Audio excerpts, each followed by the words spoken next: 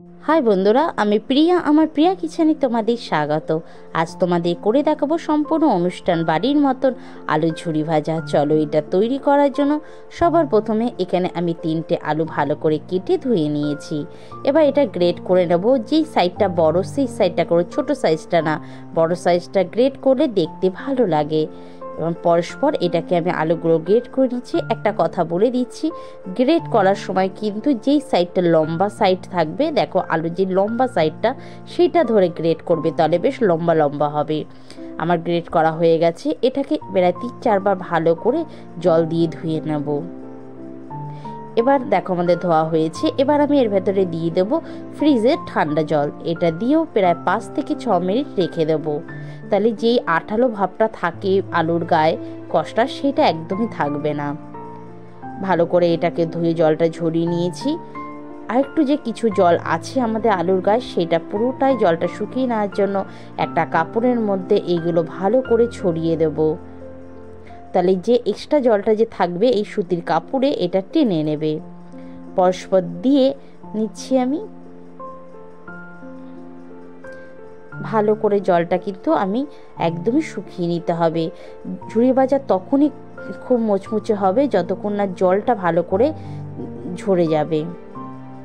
এরমভাবে প্রায় 10-15 মিনিট আবার আমি রেখে দেবো। দেখো কতটা জল ঝরে গেছে আর একদম ঝুড়ো হয়ে গেছে। তোমরা বুঝতেই পারছো একটুও জল নেই। এবার এটা রেখে দেব। এবার একটা কড়াইতে তেল গরম করে আমি বাদামগুলোকে ভেজে নেব। বাদামগুলো না এইভাবে ভেজে নিলে কি চারপাশে ছড়িয়ে যায় না, আর তেলটাও একদম কালারটা চেঞ্জ হবে না। বাদামটা ভেজে নিলাম, দিয়ে দেব শুকনো লঙ্কা আর কারি পাতা। এতে কি এই চিপসের ফ্লেভারটা খুব সুন্দর আসে আর খেতেও ভালো লাগে। এগুলোকে হালকা লাল করে আমি ভেজে তুলে নেব।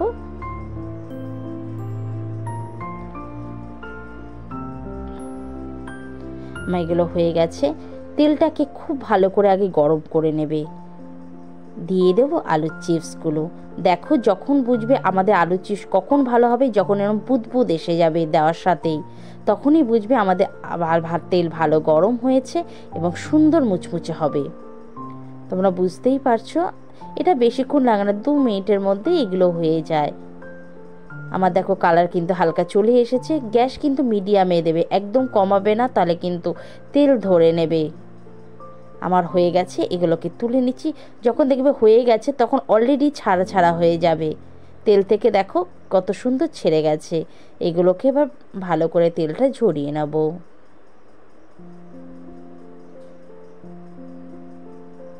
একটা ঝাঁঝরির মধ্যে নিয়েছি, যা এক্সট্রা তেল থাকবে সেটাও ঝরে যাবে। এইভাবে আমি সবগুলোই করে নেব। আমি আর একটাও করে নিয়েছি সেমভাবে।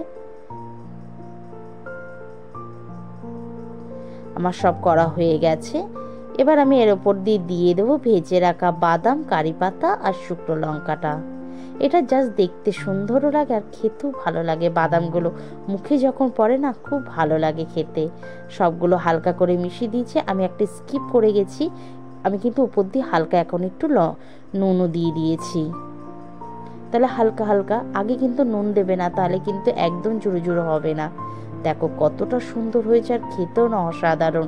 ডালের ভাতে আমাদের বাঙালির ফেমাস একটা রেসিপি এইটি। ভালো লাগলে একটা সাবস্ক্রাইব করে